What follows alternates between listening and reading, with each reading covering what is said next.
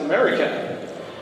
Located on the St. Paul's fracture zone, St. Peter Paul Islands basically reached the island stage about 100,000 to 200,000 years before present. The story how to get there will be told us by Fred, Papa Yankee 2, X-Ray Lima. X-Ray Bravo, sorry. Applause.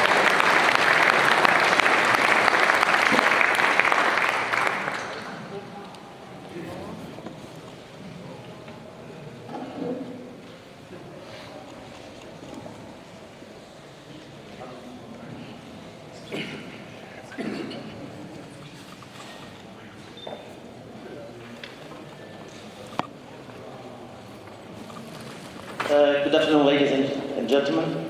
First of all, I'd like to thank Dom, the O5 EBE, for this opportunity, as well as Rick, the O2 VFR. And I'll try to catch up with the time here. And it would be my pleasure to present you the PT0S, the expedition we have done last year in November.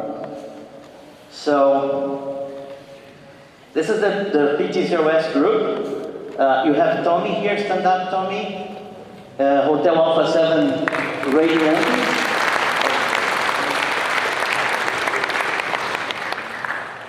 Okay, so this is the team I'm going to present you. The team, Tommy is there. Tommy is an excellent CW operator.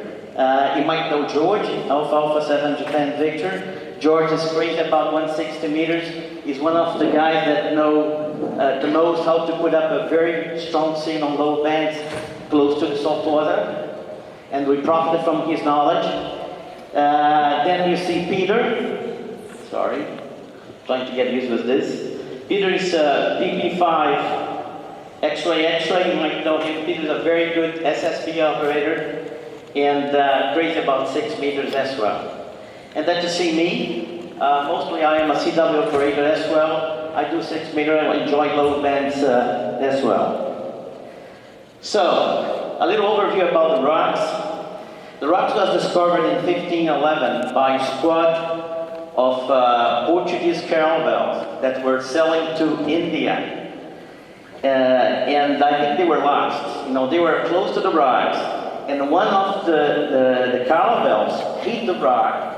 And the caravel name was St. Peter. So to rescue the crew, Sampo Caravel came and rescued the crew. So the name came from this tragedy at that time, St. Peter and Sampo.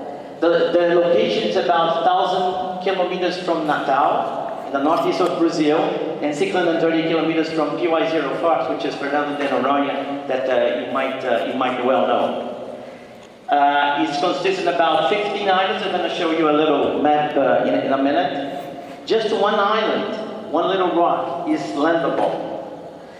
And it's considered the most inhospitable place in Brazil. Why is inhospitable? It's because there is no fresh water, there is no shite, there is no vegetation. So it's unlikely that the human life would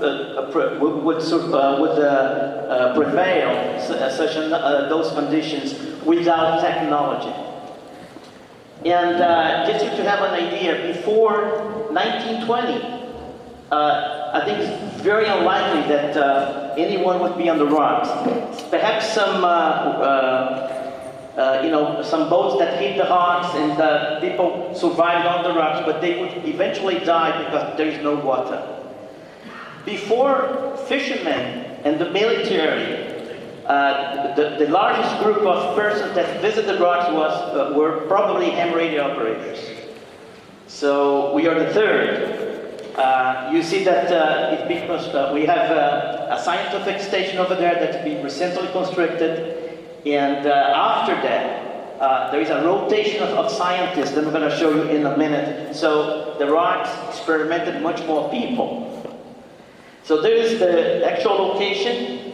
You to have an idea, this is only 60 miles from the crash point of the Air France 449 in 2009. It's very close to where the airplane crashed.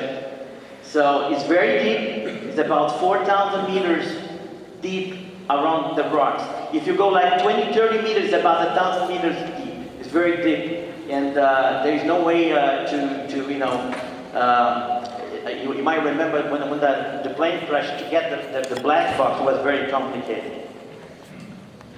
Okay, here is Belmont. Belmont is the only rock where there is a way to land. You get into the middle of the rocks over here, and there's a little pier, and you get in there. So that's where there is permanent dry ground. Mostly the rocks are wet, and you know, you cannot stay there. It's very rugged. Very difficult to step on or to stand on.